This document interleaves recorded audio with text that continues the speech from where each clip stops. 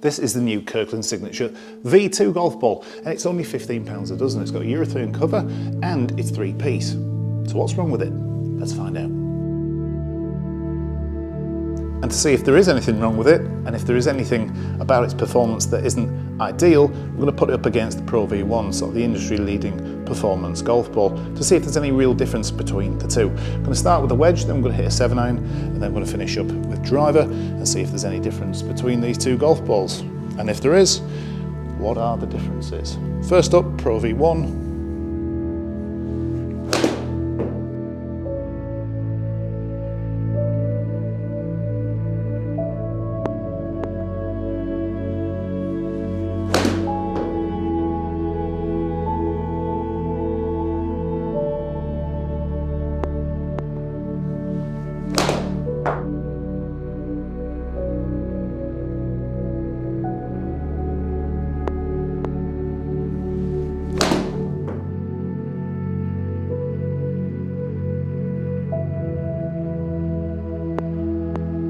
Now let's hit the Kirkland, then we can look at the data and see if there's any real differences with wedge shots.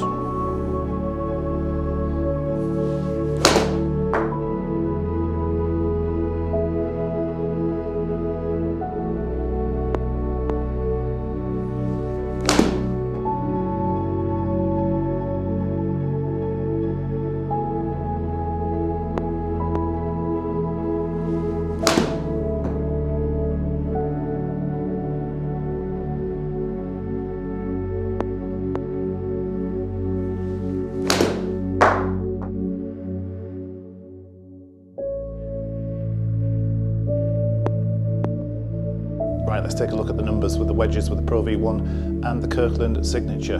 So 9,301 spin with the Kirkland, 9,466 with the Pro V1. This is quite an important metric. This is a number that a lot of players are going to be looking at. How much spin are you getting with the wedges? And this is incredibly close. So you could pretty much say that these are spinning very, very much the same. Carry yardages, because I was hitting to an actual distance, can't take too much notice of them. But 124 with the Kirkland, 122 with the Pro V. The Pro V just stopping just that fraction bit quicker on the other end, because there's just a fraction more spin. That's probably just stopping this golf ball a little bit quicker. If we look at the delivery, club speed, pretty much identical. There was a slightly greater efficiency with the Kirkland, even though the ball was being struck maybe slightly further away from the centre on average. But all in all, these golf balls over this distance are pretty similar. Let's move to the 7-iron.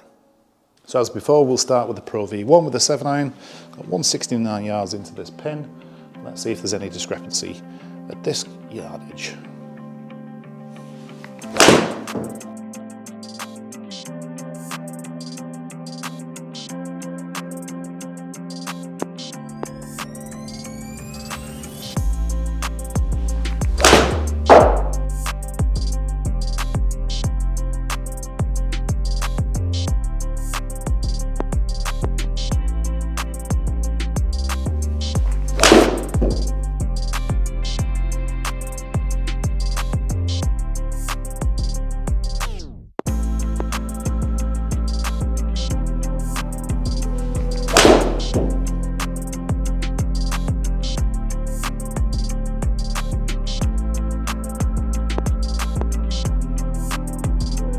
Now with the Kirkland, let's see how it compares.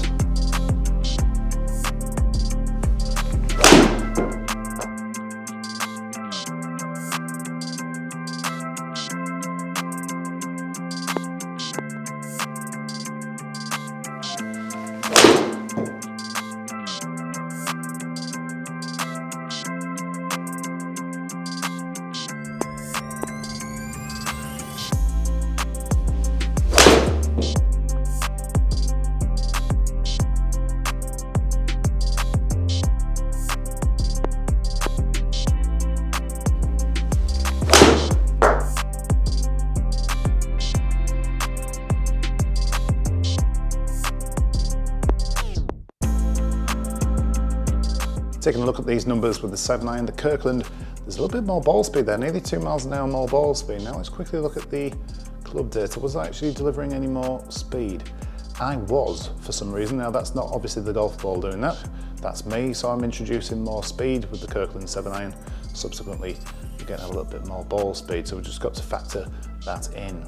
Spin rate, 7664 for the Kirkland, 7306, so very close, but a little bit more spin with the Kirkland. That could be something to do with a little bit more club speed.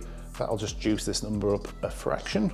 Carry 166, 165, so not actually seeing that much of a difference with the distance, even though there is some more ball speed there. This is because of the spin rate mostly. So 166, 165, 169, 168, very, very similar. Strike-wise, very similar, sort of centre line of the club, a little bit more towards the toe with the Kirkland. These strikes are quite similar, to be honest, not going to affect spin rate or distance really.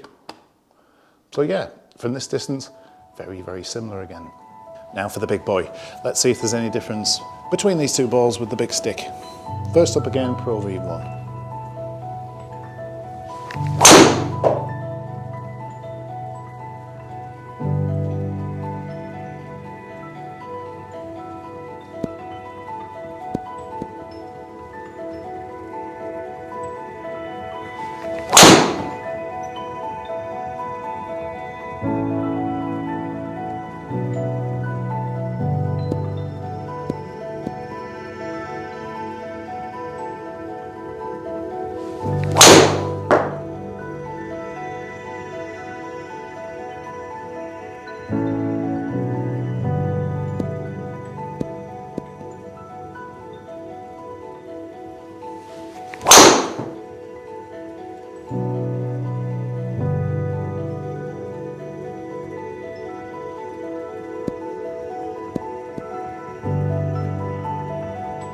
Now for the Kirkland, I'm not going to try and limit that right to left curvature. That's something that I'm working to try and get rid of actually at the moment. I'm not going to try and get rid of it for this test, because I want the test to be as fair as possible.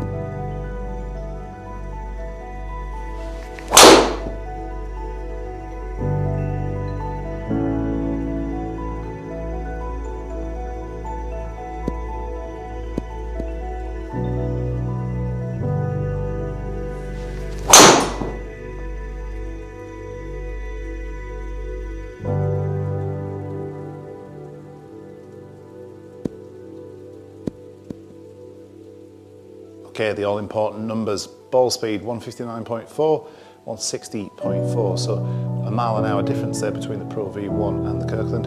That could well have something to do with me, as we keep saying.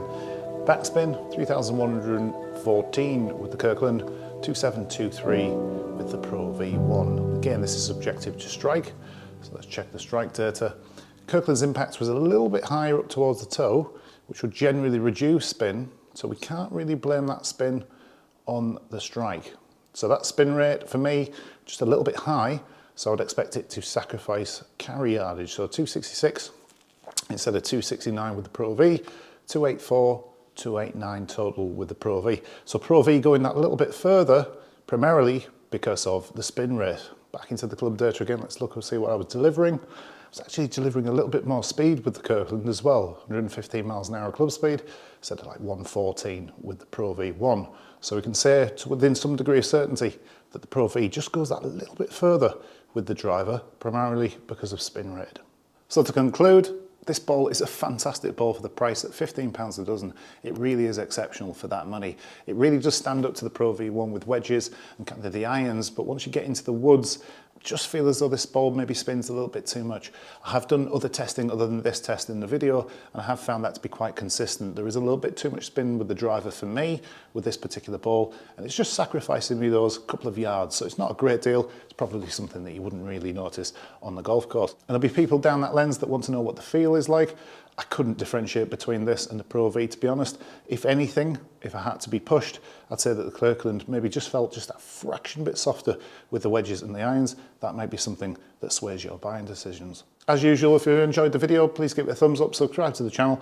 I'll see you in the next one.